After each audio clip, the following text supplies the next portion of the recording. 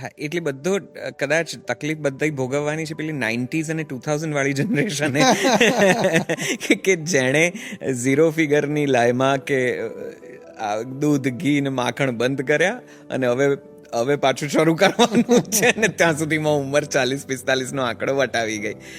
તો હું એવું સમજુ છું કે કોઈ પણ કદાચ યંગસ્ટર માટે જે આ જોઈ રહ્યો છે કે જે કદાચ પોતાની 30-40માં છે, એના માટે આ 2-3 તમારી વાતોમાંથી જે સાર નીકળે છે એ ધારો કે સમરાઇઝ કરીએ તો એક તો તમારે સારું ખાવું જોઈએ, દૂધ ઘી માખણ ખાવામાં કોઈ વાંધો નથી, અને સાથે એટલો વ્યાયામ પણ કરવો જોઈએ, ચાલવું જોઈએ, અને માત્ર ચાલવું નહીં, મસલ સ્ટ્રોંગ થાય ઘૂંટણના એ એક્સરસાઇઝીસ કરવી જોઈએ. અને સવારનો વિટામિન ડી વાળો કૂણો તડકો એ હંમેશા તમારા ઘૂંટણને સાબુત રાખવામાં મદદ કરે છે.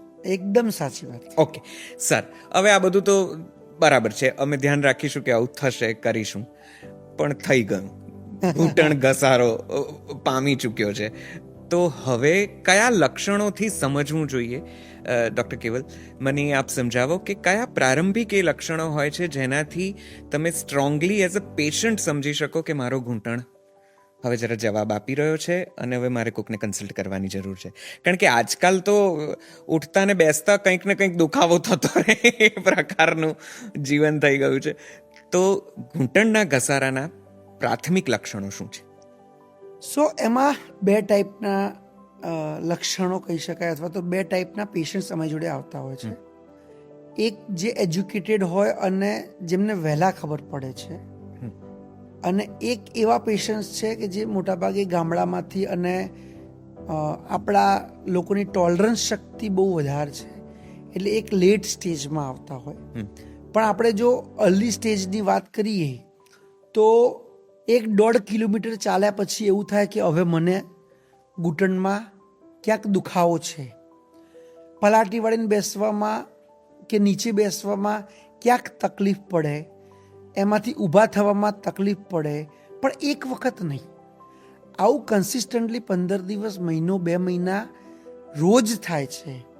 કારણ કે કોઈક માઇનોર દુખાવાના કારણે બી આપણને ઘણી વખતે એક વખતમાં તકલીફ પડતી હોય, પણ બીજા 5 દિવસમાં મટી જાય, તો એ કંઈ ઘસારાનું લક્ષણ નથી. પણ આવું 15 દિવસ, મહિનો કન્સિસ્ટન્ટલી થાય છે અને મટતું જ નથી, તો મતલબ કે ક્યાંક ઘસારાની શરૂઆત થઈ છે.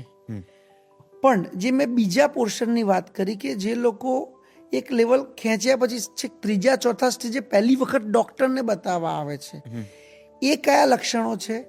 તો એમને 1/2 કિલોમીટર પણ નથી ચલાતું, નીચે બેસવાનું બિલકુલ બંધ થઈ જાય છે, લોકલ દવા લઈને અઠવાડિયામાં 3-4 વખત દવા, જે આપણે ડાયક્લોફેનેક ને એ જે દવા હોય ઘૂંટણના દુખાવાની દવા, લોકલ લેતા જ રહેતા હોય છે. આવા જે પેશન્ટ્સ છે એમને એક એન્ડ સ્ટેજે આપણા સુધી પહોંચે છે.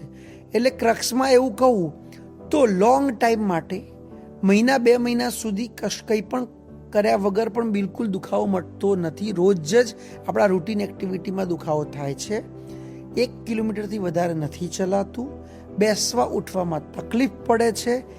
આવું કંઈક થાય તો ડૉક્ટરનું કન્સલ્ટ કરવું જોઈએ.